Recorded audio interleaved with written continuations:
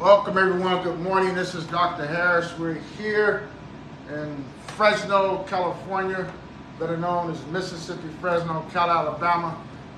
We're just happy to launch the Black Agenda Network show here, right here on the west side of Fresno. To my left here, I have some revolutionaries that I highly respect here in our community. Those of you know me, I walk what I talk, and you know it's time right now that we start talking about some real issues that's dealing with black folk. And I think today we're just not really going to get into real deep issues, but just kind of giving you some appetizers, if I may say, just introducing who we are, and things that you know each one of us has a specialty that we work in here. Now, I just want to let you know that we're live streaming across the world, and we're also on our Blog Talk Radio show as well. I have created and grandfathered many shows across the world, and so today we built a team of folk to make sure that the black face, the black agenda, the black movement is not forgotten. And I must say that at the end of the day, it all goes all around the ballot. You remember Malcolm X, who had that beautiful speech called The Ballad of the Bullet. You need to go listen to it. I mean, it's so profound what Malcolm said that we're still dealing with today. Things that Dr. King was advocating for, we're still dealing with it today, unfortunately. But I think that, you know, the baton has been passed to us. We have to carry the baton. We have to stand up for truth, justice, and liberation here in the 21st century. Things just don't change just because it needs to change. There was a time when black folks didn't have the right to vote here in America, but yet we fought in every war. There was a time when black folks didn't have the right to vote, but we were in the military, the best at everything. You know, and so there's a lot of contributions that has been forgotten about us here in this country. And so I just believe that today we just want to launch this new show across the world. And if you know you feel that you want to come on our show, I won't censor you. Just stand by what you believe, and we'll have a dialogue about it. I also want to thank all of our supporters across the world, all the way from New York all the way to Georgia, Washington, Colorado. Just so many people across the country just been supportive of us, not just me, but of us here in Fresno. You know what we're up against. You know the political machine that's here to gobble us up like Miss Pac-Man. You know that we are here fighting. And so we need your support across the country. It was a time when Miss Eileen was, you all remember, was fighting the city of Fresno about that tree that was leaking. The lines were busted up under the ground. Tree roots. And Eileen's mom had told the city back in the 1950s she didn't want that tree there. But they planted it anyway. So 50 years later, the tree roots busted the pipes underground, and it started leaking. And the city of Fresno wanted to charge Eileen and her mom for the excess water that their tree had busted. And the bill that got up, I believe, to $4,000 or $5,000. And Eileen was, as a daughter should, she was advocating for her mama, who was over 100 and something years, 100 and I believe 103, 4. And you know, it just got to the point to where, you know, Eileen just threw her hands up. So you know what? I don't know. And so she called me, and at that point I looked at what was going on. But my point is this: it took us as a community around the nation to serve justice for one of our senior citizens who was bedridden. Yes. Bedridden. And then our city here didn't give a darn about how old she was, how she paid all her taxes to be 100 and something years old. Councilman Ayers didn't care. Alene kept calling his office. The mayor, Lee Brand, they didn't care. But the only time they cared was when I took it to the streets and when I took it to you across the country. And that showed us the power that we have here together. Now, I'm not just talking about here, but I'm talking about anywhere. Use that example in your own community, how you can mobilize people, not just there in your city, but outside the state. We had people, what I call the press conference, and I let you all know. And you started calling in the city hall. You started calling into the mayor's office. You started calling into the city council office. And then, and only then, is when they took us serious. Yes. Now, you have to know that they were saying, there go Harris again, starting trouble, trying to be on TV. It doesn't matter. What matters is that Mom did not pay that water bill. What matters is that you all mobilized and organized, right? With power to make change. So that's why this network here, the Black Agenda, is here. I have another show called Dr. Harris Black Lives Matter Show, and we'll be running those different series and stuff like that. But I wanted to use Alene as an example, and her mom, may she rest in peace. Because I told Mom, I said, you're not going to pay a red penny for anything for this tree out here. And then, of course, the city councilman came out, the mayor came out, they brought out all the TV stations showing, oh, look what we're doing for this little black woman. Mom didn't want to talk to any of them except Arius. And do you know that Lee Brand, Councilman Harris, didn't even say thank you, Harris. See, so that's why politics today is so like, it's all about me. I didn't care who got the credit. It didn't matter to me. But it just shows you how your own representative couldn't just come up and say, Harris, thank you for bringing this to my attention. We really appreciate it. Alene Mom is just as important as anybody else in North Fresno. But they so arrogant, so cocky, they can't even say thank you. And I will never, ever forget that. Ever forget that. That, give people their roses when they deserve it. Yes. Okay? And so we're going to go into this show, the Black Agenda Network. We're live streaming across the world. We're on our Blog Talk radio show across the world. And I'm going to let these revolutionaries here introduce themselves. To my left here, right in the middle here. And I'm going to post the Blog Talk show on Facebook. You can go back and look at all the pictures. Y'all look at Alene picture. She's there with this flag. I was holding the flag for him, y'all. But it's okay. Good morning, everybody. My name is Alene Reed. I am the current but outgoing president of Fresno Freedom School, of which I've been board president for about 6-7 years. And having been born in Fresno and lived here most of my life except for 6 years, as a kid I lived in San Francisco from 62 to 68. Very powerful and revolutionary time to be in the Bay Area. But I wanted to dedicate my portion of this show to my friend Tony Bullock, who was somebody who really supported the black community, believed in the black community, had his own platforms, various platforms, with a show called West Side Visions. If you all get a chance, check it out.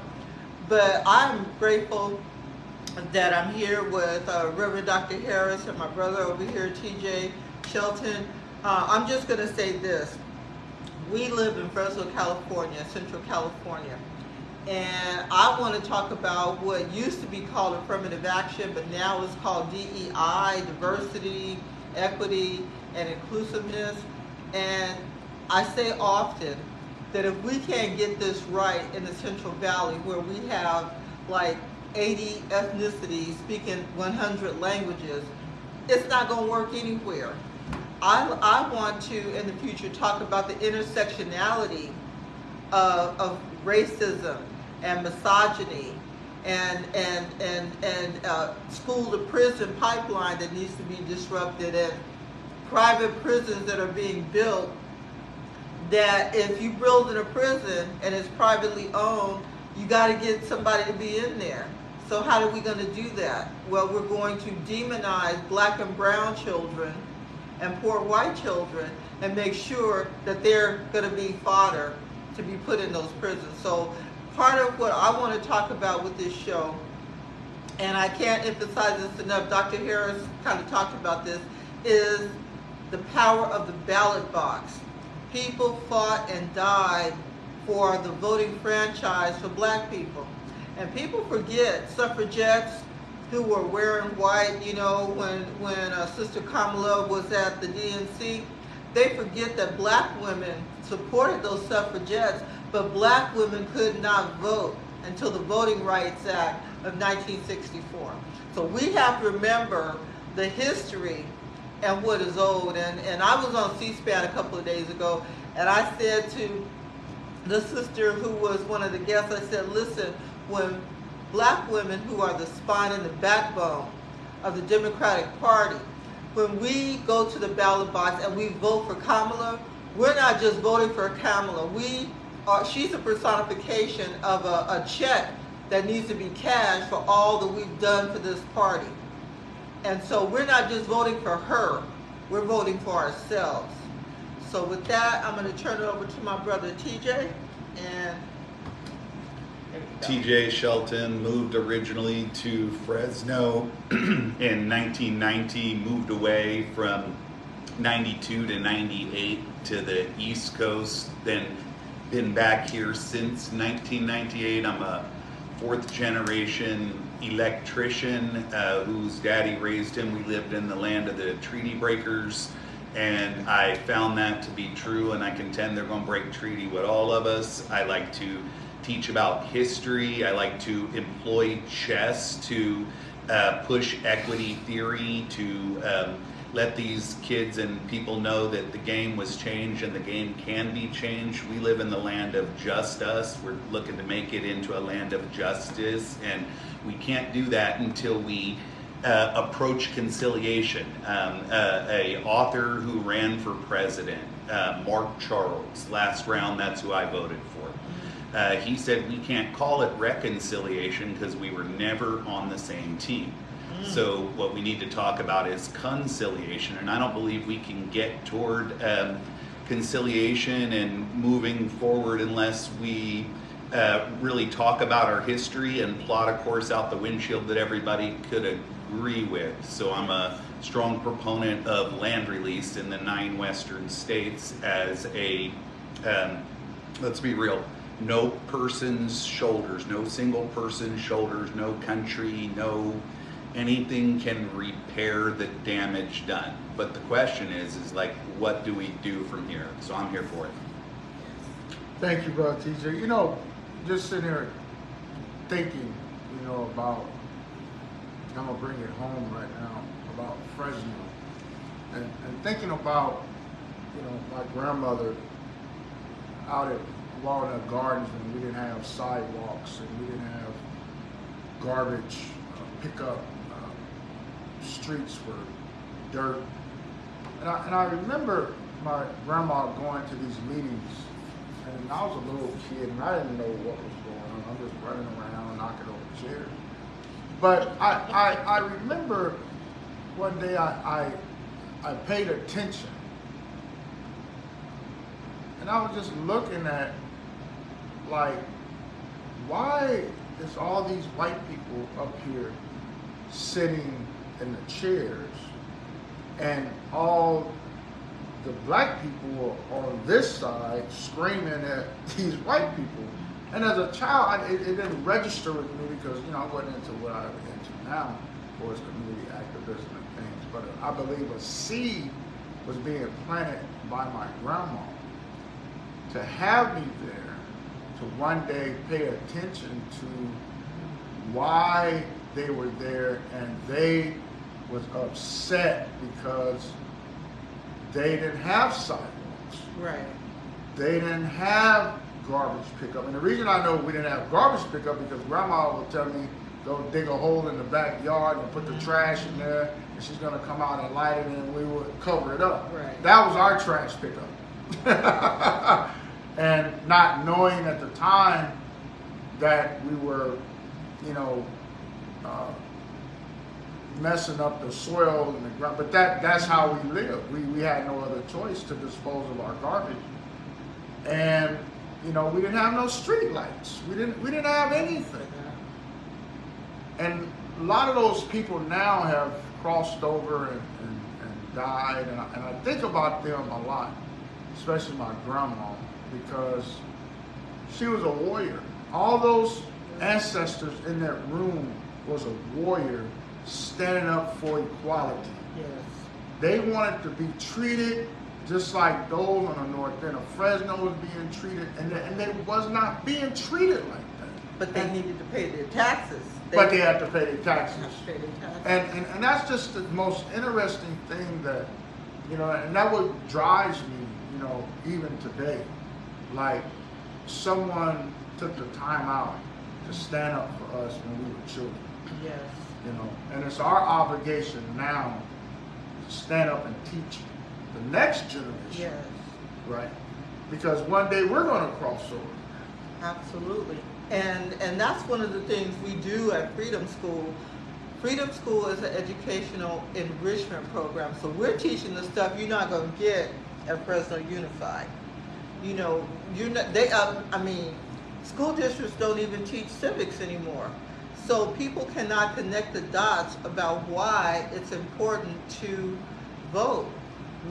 People are not connecting the dots about how school districts have all this power. I mean, right now in the city of Fresno, there's a $500 million bond measure that's going on the ballot, and people are going to have to vote about this. And I don't have children, but I do have nieces and nephews and great nieces and nephews, and I'm interested about, you know, all children and learning. And so Freedom School is going to teach you about urban farming without pesticides. Freedom School is going to teach you about eating healthy and how to prepare nutritious meals. As a kid, no fire involved a lot of times, but something that children can do. And so we, as the adults in the room, the elders, we have to prepare our kids, because we know for a fact the world does not love black and brown and poor white children. They don't. They prove this all the time. All the time they prove this.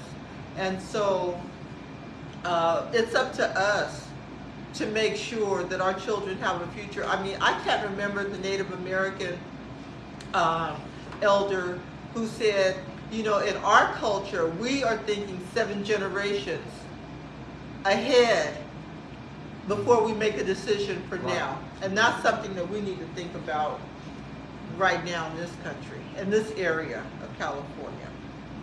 One of the things, Brother TJ, that I highly respect about your contribution and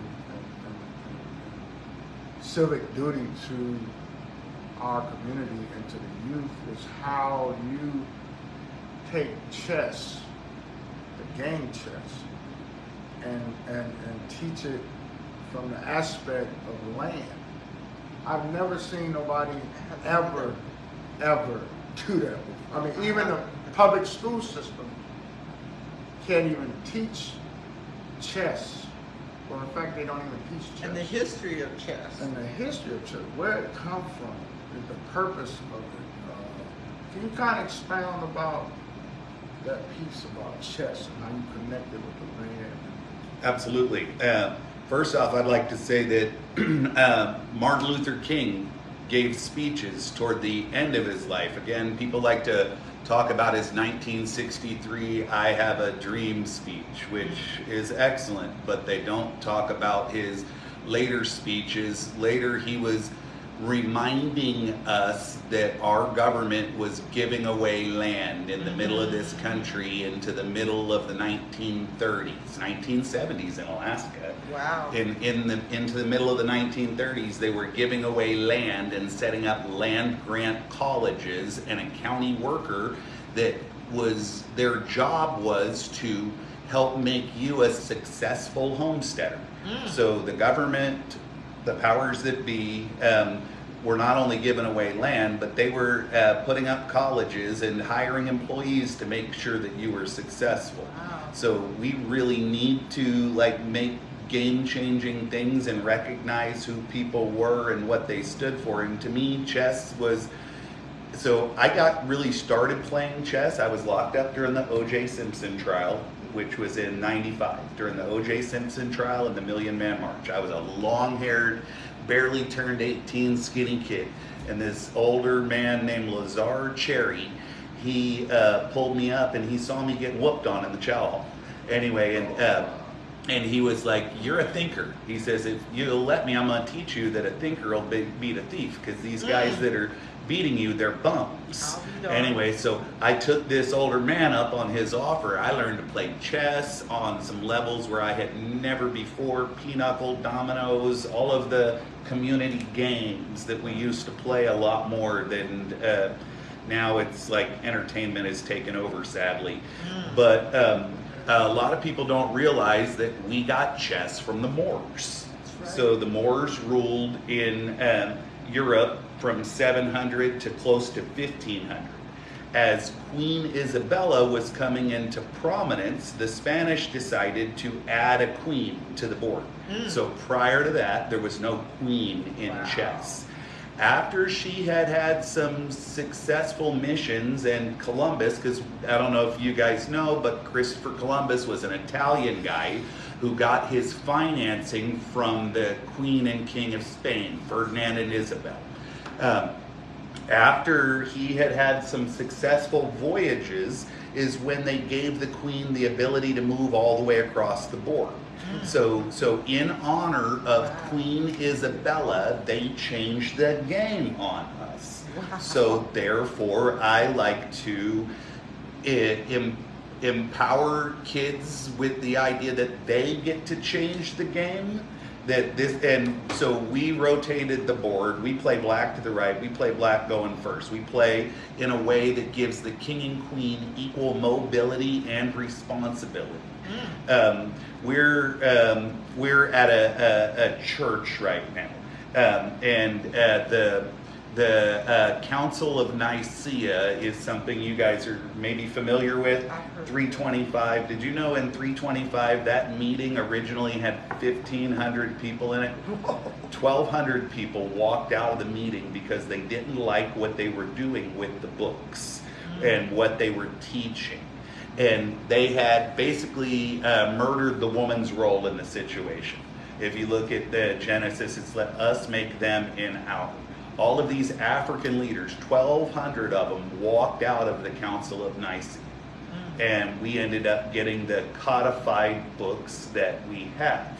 And that created a situation where over time, without like a maternalistic input, we had this church grow to a situation where instead of like caring for people, they came and were taking this land. They came and they took this land with a Pope's decree.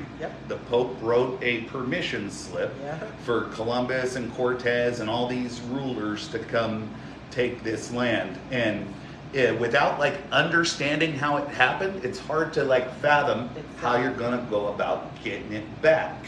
So trying to, you know, that game that we play, we give the pawns more powers to, because we contend in today's modern age, pawns are able to leap the queue in ways that they couldn't a couple of thousand years ago, right? Without like having like an equity theory that you're trying to work toward, you're not really getting anywhere. You're not really getting anywhere. So I call the whole concept theory. lots of people that I've met with said we should call it equity. My brother said we should call it equity because that pisses off Republicans. They don't like that word. I used to call it people's chess years ago. Then I just started, this is a theory. Then we have like two versions, one for poor kids, one for more affluent kids. But again, asking them to consider the idea of changing the game and employing their mind toward it at a younger age. It's a revolutionary concept, like growing food and Yes. being able to sow and take care of your things. Yes. It's, in my opinion, being able to generate your own electricity Absolutely. is a freedom important concept. Living off the grid. And I enjoy doing it because most people either have or can already get a chess set cheap. So Yes. it isn't hard to get the tool to be able to engage in this idea, and it sets up intergenerational conversation because we're missing that today. And- The schools run the kids. Yes, The they schools do. run the kids. They teach and program the kids. That's like we're still under a school that closetly, though previously openly, still teaches white supremacy. Okay, the Darwin's Theory, the book, the original cover was Origin of Species and Preservation of Favored Races. That was the late 1800s. We know late 1800s, early 1900s, we had 20 plus towns taken out as these less educated people are latching on to the cover of that book and the ideology and seeing themselves as the more superior. And see, about the time that Brother TJ is talking about this, you also have the rise of eugenics. Mhm. You have the rise of Facts. the KKK. Yep. You have the KKK marching in unison down 1600.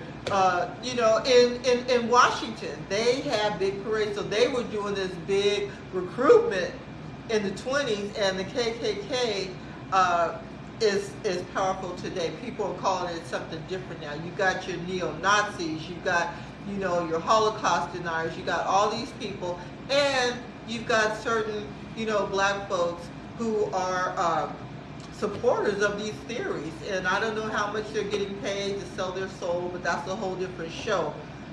But what Brother TJ is talking about, see, this is about connecting the dots, and we're all getting a political education right now from what's happening in Fresno. Let me just say this real quick. I just found out yesterday that Leadership Council that Reverend Dr. Harris and I have addressed this to them personally, has helped to bring a lawsuit towards the city of Fresno about their general plan and how they should not be encouraging just wayward development when they're supposed to be doing infill, and how they're not considering the air pollution and climate change effects of these developments, and not holding developers to holding their feet to the fire about what they're doing with urban sprawl. And so Dr. Harris and I went to Leadership Council, was it earlier this year? And I told them, I'm not coming to any more meetings unless y'all are going to generate some lawsuits, because talk is easy. We want to see some action. Amen. In West Fresno. And true to our word, we haven't been to any meetings, but I see now that they're actually bringing a lawsuit. Wow. Yeah, that's what talk is easy. We want some action. It's like Dr. King said at 63. We want to cash this check, and even reparations are cool. I'm a senior citizen. I'm not going to be here to cash my check.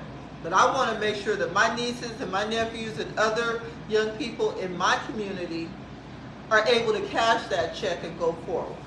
Well, what's I haven't been following them. I think they called me the other day about just having a meeting, I think yesterday at Zoom. They got all caught up and I missed it. But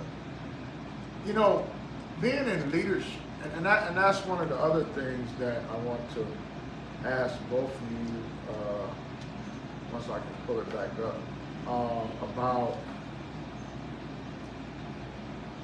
leadership. But my point is, when we went and met with Leadership Council, I don't think that me and you were left. I think when we got there, we were received well. But We I were. think when we left, they wasn't, and this is me speaking, not speaking for you, I don't believe they really liked what we said to them. I don't think so either, but it was the truth though. Right. And so my point is that we basically told the leadership council that I know West Fresno. I've been there all my life, 54 years. My hand is on the pulse. I know what's going on. Like 911, what goes down, people call me. They get pulled over by the cops. They call, whatever. And that's just my reputation that I've built over the years. And we told them, we said, look, you guys keep having all these meetings and meetings, and you have to meet You to an do. extent. You do. I said, but after a while, you look like a big, maybe this is a bad parable. You look like a big dog, Rottweiler, pit bull, but you have no teeth. You have no teeth to be able, and what I mean by teeth, we said you need to sue the city of Fresno. Yes, we did. Period. I said because people have been promised stuff in this community and promised, and you still want to meet. No, people are meeting out. People want a lawsuit. Yes. Now, when we said that, in the compassion that we said, it wasn't disrespectful. No, we weren't disrespectful. But I believe when we left, it was like, who do they think they are? Who do they think they are to come in our office and tell us what? Well, we had to demand to see both the directors. That was the first thing. And it was two, because one was on Zoom, if I'm remembering right, and one was there in person, two females. And we just said, we're all meeting out after TCC. That was 22 meetings for TCC that didn't really benefit West Fresno. And now you want to continue to meet. We don't, what are you going to do action-wise? Because you all are getting a paycheck for advocating for poor people in this city, but there was no action taken. So you mean to tell me now, I mean, like I said, I've been following that they have a lawsuit on the table now? yes, sir. Yes, sir. They have They have a lawsuit. Yeah. Listen to us. You huh? listen to us. I don't know. Hey. I don't give us the credit, but you No, listen well, to us. no, we have carried a lot of water for progressives in the city of Fresno, the three of us in here, and we don't get the credit. And that's cool. I'm a behind the scenes kind of person normally. I'm a worker bee, not a queen bee. And that's okay, because everybody knows what their lane is. But the thing is that right now, in this time frame, we have got to come together as a people, like-minded people. We've got to vote. We have got to support our schools. We've got to listen to our children about what's happening in schools. And I really mean this, because if your child, for whatever reason, is having a bad day, testing or whatever, the teacher gets it in their head that your child has a problem, is a learning disabled, whatever, a problem child, and your child gets shuffled into special ed, well, that's going to stay with that child forever. And the next thing you know, this child who might not be learning disabled are in these classes, bored out of their mind, acting out, That part. and wind up getting kicked out of school, leaving school, and is subject to being, Drugged. Exactly. Thank you, Brother TJ. Drugged. And that's part of it. We have to look out for our children. Amen. And so this Black Agenda Network really is not just about black people, but we are talking about the stuff that we know. So when we tell you something, and if you don't think it's right or correct, and you have some other information you want to share with us, I'm open to that. But I know my community, just like Reverend Dr. Harris is saying, we know Fresno, and we know the things that have happened. We know that in West Fresno, if you live in 93706, your life expectancy is this evening.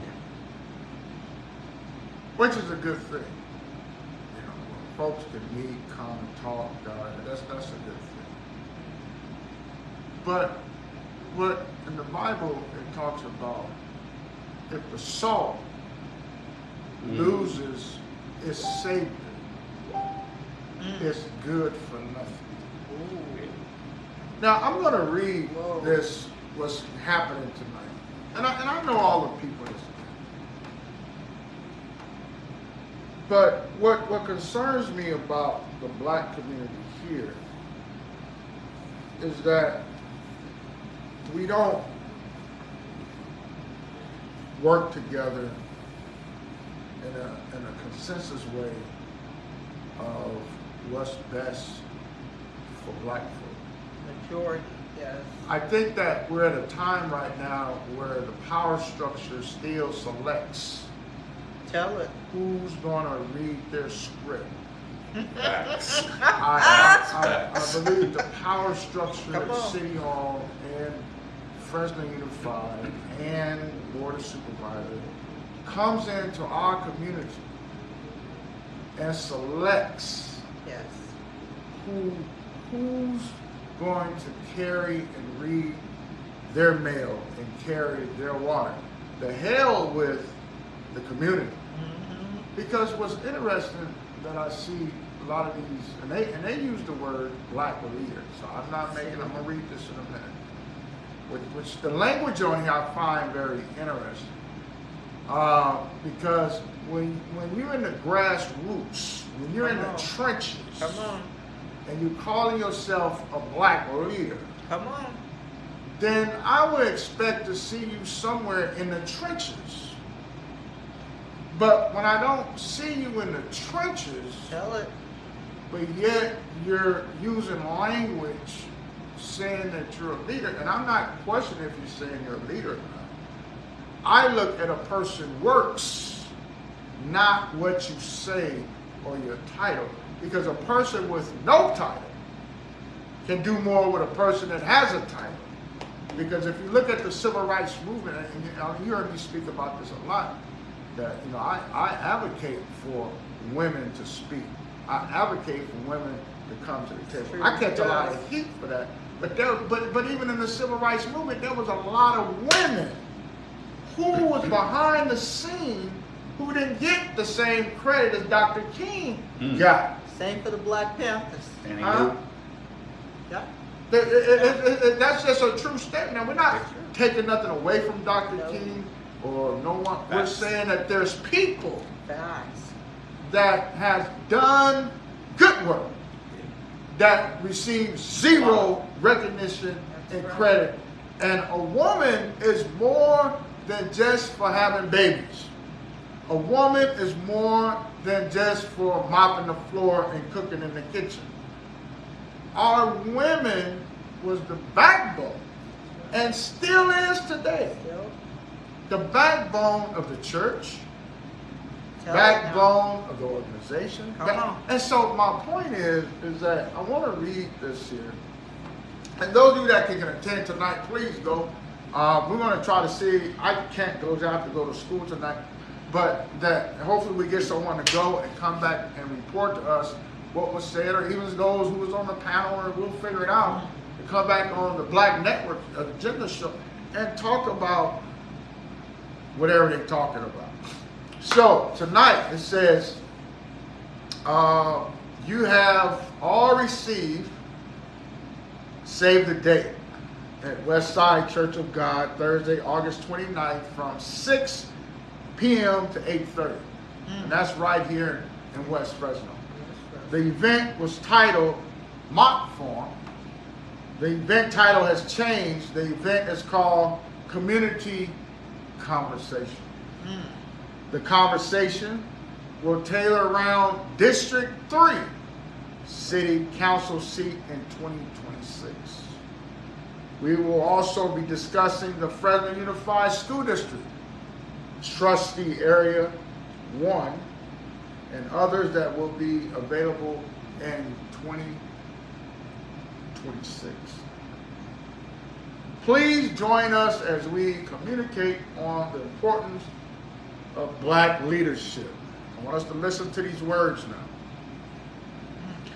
We must have true black leadership in these positions. Please see attached flyer. We hope to see you all there. Bring your questions and concerns. There's a flyer here. There's a statement that I don't know who put on here. I guess BayPAC Fresno is doing this. It says, this is from Barack Obama, which is interesting because I think that a lot of times when we're dealing with black issues, we're real quick to go grab somebody's statement. We're real quick to go grab somebody's sound bite. We're real quick, right? They said it. You know, Oh, yeah. You know, they believe this. They believe that. You know, I'm just going to sit here and accept all of the recognition of what King said, or Malcolm said, or Barack said. But the question, what are you doing? What are you doing? What are you saying? Don't tell me what somebody else said. I already know what the hell they said. What are you saying? What are you doing? So what they wrote about Barack here, it says, change will not come if we wait for some other person or some other time. We are the ones we've been waiting for. We are the change that we see. That's Barack Obama. A statement that he said. See, that's, when you talk about leadership though, when you talk about leadership, I am a firm believer and proponent of being a servant leader. And this is something that Barack Obama understood because he used to be out in the community canvassing, going door to door, talking to people one-on-one. So he didn't just talk about it. I mean, he was almost overqualified to be president because he came up from the grassroots. He went to law school like his wife. He was a constitutional professor. So he knew the Constitution front and back. For us, as just regular everyday people, any of us can be servant leaders. And that's what black women historically have done in both the church and for the Democratic Party and for all the black women clubs that you see and all the, they call it the Divine Nine, the sororities and fraternities, of which I am a member, undergraduate of AKA at Fresno State. Here's the thing, you need to be able to serve as well as lead. So you gotta be willing to humble yourself to do that. I don't want a leader who doesn't have time for me. I don't want a leader that is too busy being bougie to say hello to me. I don't need a leader like that. So I want to give the address for those who may want to go tonight. Like I said, I can't go. I have to go to school tonight. But it's at Westside Church of God, 1422 West California Avenue, 1422. 93706. It says light refreshments. Again, Westside Church of God, from 6 p.m. to 8:30 p.m. 1422 West California, 93706. So when we talk about leadership, I want to get back to that word. What is, because the statement here says we must have true, and that's in bold, and it's in it is. It's in black blackface. leadership in these positions. True black leadership. And so it's going to be interesting. I hope someone can go. I'm not sure if they're going to let folks record it. I don't know what their setup is. But I really would like to know what is, here in Fresno, what is a true black leadership? Because I ain't seen it. I haven't We seen need it. it. I haven't We seen need it, TJ. Probably since Margie Keels now Hello. put up the shopping center 20, over here 30 years ago. 30 years ago. I haven't seen no true black leadership. Because see, to me, a leader is someone who makes themselves available to the people in the community. No matter what nationality they are. That has nothing to do with it. You make yourself available. It's like me pastoring. I pastor Free AME Church. But I make myself available to the community. True. All pastors don't deal with police brutality. That situation happened to their member, but I make myself available, right? Because I have the expertise to deal with it. Right? But we don't have true black leadership, because if we did have true black leadership, then I would think that a lot of our community organizations from the Fresno Unified School District platform will be funded for after-school programs to be able to serve the children. Hello. So I'm really stuck on what is a true black leadership, because as everyone knows, I've been in the trenches now. Many people across the world have asked me a question. They say, Reverend Harris, Dr. Harris, I need to ask you a question. I say, yes. I'm from Chicago, I'm from Atlanta, I'm from Mississippi, I'm from wherever. We see the struggle that you're dealing with out in Fresno. They said, but every time we see you protesting, marching, where are the black people? Are there any black people in Fresno? I don't know where I put my Bible, but I want to put my hand on the Bible, because people have asked me that question. They said, are there? Oh, Here's my Bible. Here's my Bible. They said, is there any black people in Fresno? Because every time we see you, just about. Now, Aline, she supports, but as she says, she's a senior and she can't do all the walking and all that stuff. So she'll meet us at the location. Yeah. So I'm not talking about those that has, medical conditions. I'm talking about the ones who's saying true black leadership. People across the world said, and they said, well, why they don't stand with you? I said, well, three things. One, I said, either they scary, or number two, they have sold out, or three, they just don't care. So it's one out of the three, two out of the three, or three out of the three. I don't know which one. I said, but that's the reasoning why we don't see true black leadership. There haven't been a black pastor in this community in the 45 years that has ever marched with me in the city. In 45 years. Now, let's paint a picture of how many black churches exist in West Fresno. The last time I counted, it was about 25, but it's probably more than that now. But yet, when Dr. King's birthday come around, okay, tell it. Come on and tell it. we're having breakfasts, and that's the problem. We eat too much. We're having breakfasts, we're having lunches, where we're giving out awards to people who ain't done a darn thing in the community. Come on and tell the truth. We allowed the government to take Dr. King's legacy and turn it into a marshmallow. They have that part hijacked right it. there. They manipulated from Fresno Unified to the city of Fresno.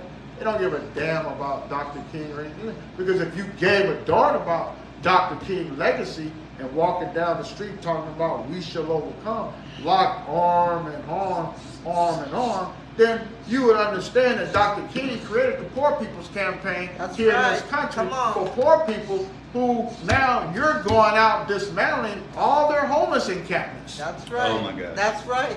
But then And when his birthday come around, you're going to be celebrating Dr. See, they don't want to talk about the Revolutionary King. and that's what TJ was talking about, the land piece, how they were giving Land out piece, that's right. free land to people and free scholarships and so we're still dealing with the same, it's the same old dance, just a different melody. But we talk about what true black leadership is. Right. Hey, we put in an hour of this. And y'all see how juicy this gonna get for us. It's gonna get good. It's gonna be juicy. And I know some folks may wanna come at me, come after me. Come on, bring it. Bring it. Better bring But- some, ought to take some. Be able to back up what you bring. So we're about people. And like I said, we'll get into a lot of statistics and data and stuff like that. But the one thing I want you to do, I don't never want you to take my opinion, Aleen's opinion, or Brother TJ's opinion. I want you to go listen, but go do your own research. And if you Please. find something that we said wrong, or we man enough or woman enough to listen, and we'll right. bring it back Amen. to That's publicly. right. Hey, so you know what? I got the wrong respect. But understand, when I say something, and either one of us say something, you best to know that the research is already been done. Hello. I want you to stop being lazy. Do your own research Do and your own understand. research. Yes, That's sir. right. Yes. A lot of times what's happened is something Eldridge warned us about, right? Eldridge Cleaver said, don't take the grants because they'll put a muzzle on your mouth. A lot of people aren't standing up for what their city is doing with homeless people right now, and the county is doing with homeless people. I spent some time at Fresno County Library the other night because a woman was camped out front of there with her kids in a tent. And the person was trying to tell them to move to a different place, into a dark place on city grounds. And she's like, no, I'm staying here because this is in a well lit up place Right. and it's safe. Des was out there. Anyway, we went and sat out there for some hours until they freed up a bed for her at the Marjorie Mason Oh, Center. right. Even though she wasn't part of a domestic violence situation, she had kids. True leadership is going to stand up to the fact that our government is attacking poor people, and I believe you did that a couple of weeks ago from the pulpit addressing this situation. It's atrocious that we have evicted these people from where they used to peacefully camp out, like under the overpasses down off of H. We chased them into the neighborhoods. Then we created the HEART team to chase them around the neighborhoods. And now we've instituted laws that where Trump Supreme Court problems that we have had has made it where something that protected you from being able to sleep on public grounds if you didn't have another place to pay, the poor people can't even sleep on a public lawn. So we've criminalized poverty Yeah, instead of getting amen. rid of poverty. We've Amen. criminalized it. And that affects all people. Unfortunately, due to stolen inheritance and issue, it disproportionately affects the community.